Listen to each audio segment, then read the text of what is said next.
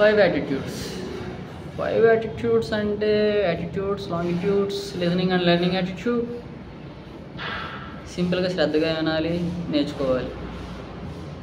ఒక హోల్స్ ఉన్న గిన్నె ఉంది, దాంట్లో మనం సముద్రం నీళ్ళు పోసిన చుక్క నీళ్ళు కూడా మిగలవు. హోల్స్ లేని గిన్నెలో ఒక చిన్న చుక్క అయినా నిలబడుతుంది, అవునా కదా? అవును. సో నీకు ఆ టాలెంట్ ఉండాలండి. ఐ మీన్ సింపుల్గా దేవుడు వచ్చి ఒక ఇద్దరికి వరం ఇచ్చాడు, ఇద్దరు చాలా స్ట్రగుల్ అయ్యారు. మొదటి పిచ్చోడేమో నేను ఈ కష్టాలు తట్టుకోలేకపోతున్నా, నన్ను చంపే అన్నాడు, చచ్చిపోయాడు. రెండోవాడు నేను ఈ కష్టాలు తట్టుకోలేకపోతున్నా, నన్ను గొప్ప ధనవంతుడిని, ఏ కష్టాలు లేనోడు చేయమన్నాడు, అయిపోయాడు. దేవుడు ఇచ్చిన వరం ఒకటే, దాని వాల్యూ ఒకటే, బట్ యూజ్ చేసుకున్నాడు వల్ల రిజల్ట్ మాత్రం ఎంత డిఫరెంట్గా చూసుకోండి. సో నీలో మ్యాటర్ ఉండాలన్నమాట.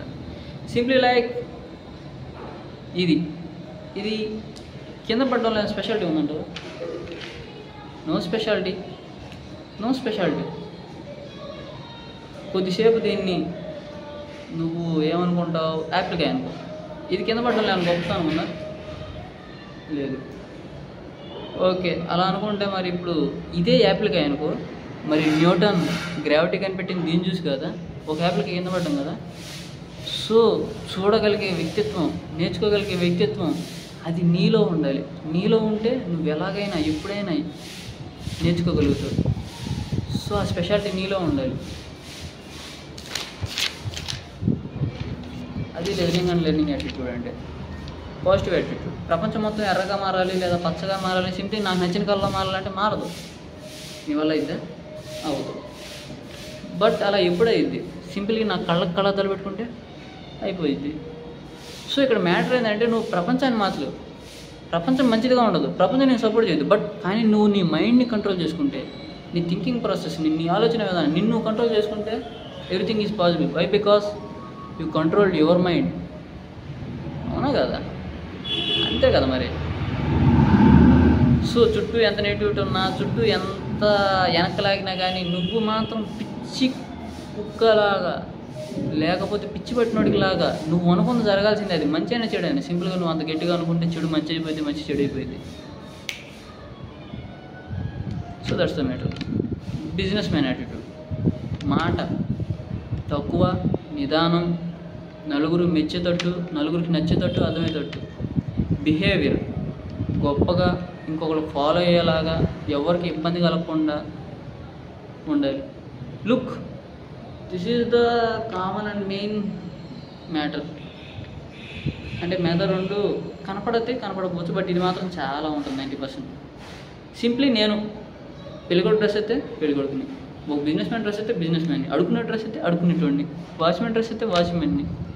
సింప్లీ ఒక్కడే నేను, బట్ కానీ నా ఒంటి మీద బట్టలు నన్ను ఏం చేస్తున్నాయి, నా వాల్యూస్ని ఒక్కో చోట ఒక్కొక్కలా మార్చేస్తూ ఉంది, జస్ట్ క్లాత్స్. సో బట్టలు ఎలా ఉండాలని నువ్వే ఫిక్స్ చేసుకో. రియాక్షన్ బేస్డ్ యాటిట్యూడ్, సింపుల్గా కొంతకాలమే నీ మైండ్ సెట్ తనతో మ్యాచ్ అవ్వట్లేదు. మేబీ 4 days కావచ్చు, 5 days కావచ్చు, అర్థమవుతుందా? ఆ తర్వాత ఎన్ని రోజులైనా కావచ్చు. అలాంటి వాడిని నువ్వు జీవితాంతం నీతో పాటు తీసుకెళ్ళాలని ఎందుకు అనుకుంటా, అట్లాంటి వాడిని నువ్వు వదిలేసుకోవడమే మంచిది. సింప్లీ లైక్ ఒక రన్నింగ్ రేస్ ఉంది, అందులో నువ్వు అండ్ నేను చేతులు పట్టుకొని పరిగెత్తాలన్నమాట.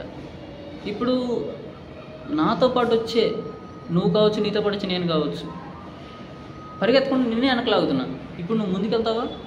లేదు, ఉన్న కాడి నుంచి వెనక పడిపోతావు. ఒకవేళ నేను అసలు పరిగెడతలా, సింప్లీ అప్పుడు నేను నీకు భారం అవుతా, నువ్వే నన్ను లాక్కెళ్ళాలి. అసలు ఇప్పుడు నా చేయలేసావు, నువ్వు ఒక్కదానివన్నా ఎట్టగట్ట నీ నువ్వు ముక్కి పరిగెత్తగలుగుతావు. ఇప్పుడు నేను కూడా నీతో పాటు పరిగెడుతున్నా. నువ్వు అలసిపోయినప్పుడు నేను నిన్ను లాగుతావు, నేను అలసిపోయినప్పుడు నువ్వు నన్ను లాగుతావు. ఇప్పుడు మన ఇద్దరు స్పీడ్స్ కలిసిపోయి ఏమవుతాయి, చేరుకోవాల్సిన గమ్యాన్ని ఇంకా ముందే చేరుకుంటావు, అవునా కదా?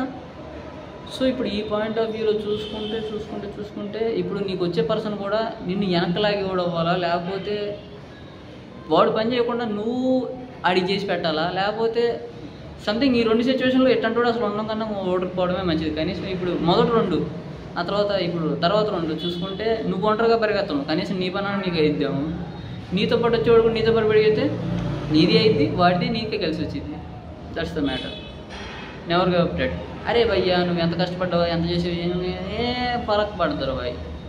జస్ట్ నువ్వు ఎంత అయినా సరే, ఎంత యుద్ధం జరిగినా, ఎంత గాయాలు జరిగినా అసలు నువ్వు వదిలిపెట్టకపోతే అది నీ గొప్పతనం. సింప్లీ లైక్ ఒక గిన్నిస్ బుక్ రికార్డే ఉందనుకో, కాయిన్స్ పెడుతూ పోయి ఒక 100 లేకపోతే 1,00,00,000 లేకపోతే 1,00,000 కాయిన్స్ నిలబెట్టేసిన తర్వాత అది రికార్డ్ అయింది. బట్ దాని తర్వాత ఇంకొక రూపాయి ఇంకొకటి నిలబెట్టాడు, అది రికార్డ్. దాని తర్వాత ఇంకొక కాయిన్ నిలబెట్టాడు, అది రికార్డ్. సో ఇప్పుడు నువ్వు ఎక్కడ స్టాప్ చేసావు అనేది it's not a matter. But నువ్వు ఎక్కడ దాకా వెళ్ళినా సరే ఇంకా మొదలు పెడుతూ ఇంకా కంటిన్యూస్ చేస్తూనే ఉన్నావంటే that's the matter. Success is not a destination, success is a journey.